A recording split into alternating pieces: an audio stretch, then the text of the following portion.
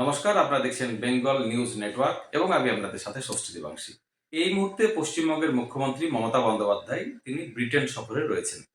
বেশ কয়েকজন তার সফর সঙ্গী আছেন, কিন্তু একজনের নাম নিয়ে খুব চর্চা চলছে। তিনি হচ্ছেন কুণাল ঘোষ। তিনি কিভাবে মুখ্যমন্ত্রীর সফর সঙ্গী হলেন এই নিয়ে অনেকেই সোশ্যাল মিডিয়ায় অনেক কথা বলছেন। তার জবাব দিয়েছেন কুণাল ঘোষ নিজেই। কি বলেছেন তিনি? সোশ্যাল মিডিয়ায় তিনি পোস্ট করেছেন, ঈর্ষান্বিত বিকৃত মস্তিষ্কদের জন্য বলে রাখি, আমার আমন্ত্রণ সরকারের, খরচ সংবাদ প্রতিদিনের। এটাই রীতি। এর পরেও যাদের পশ্চাৎ দেশে আগুন লাগছে লাগুক, আমোদ পাবো। এই কুণাল ঘোষের আবার আরেকজন সফর সঙ্গী আছেন। তার সম্পর্কে কুণাল ঘোষ বিস্তারিত বলেছেন। কে সেই সফর সঙ্গী? আসুন শুনে নিই। মর্নিং, লন্ডন থেকে কুণাল।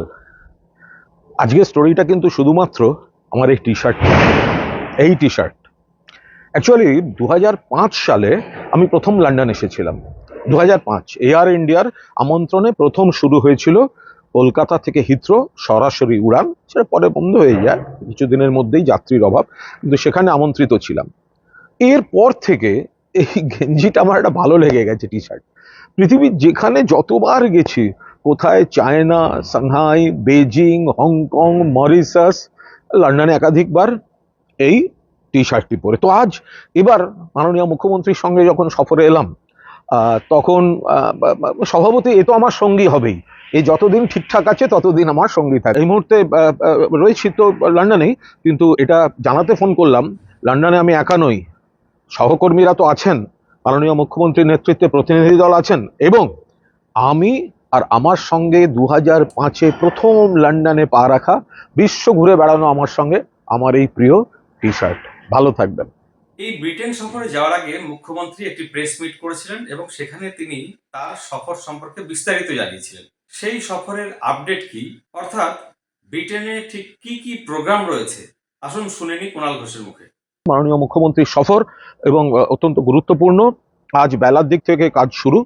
এবার এর আগে গতকাল সব ঘরের সমস্ত রকম মিটিং এর প্রস্তুতি নিচ্ছিলেন মাননীয় মুখ্যমন্ত্রী। আজ বিকেলে হাই কমিশনারের কাছে ওখানে আমন্ত্রণ, এবং কাল শিল্প বৈঠক, পরের দিন B2B G2B, পরের দিন অক্সফোর্ডের, মানে জমজমাট।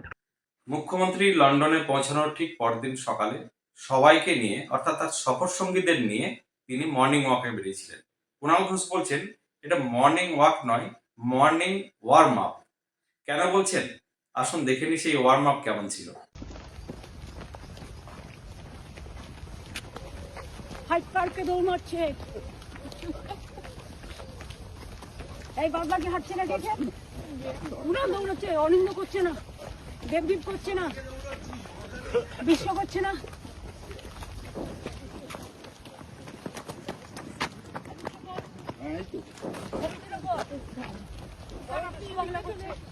আমরা অনেকেই জানি, মুখ্যমন্ত্রী বিভিন্ন সময় একথা প্রায়ই বলে থাকেন যে তিনি প্রচুর হাঁটেন।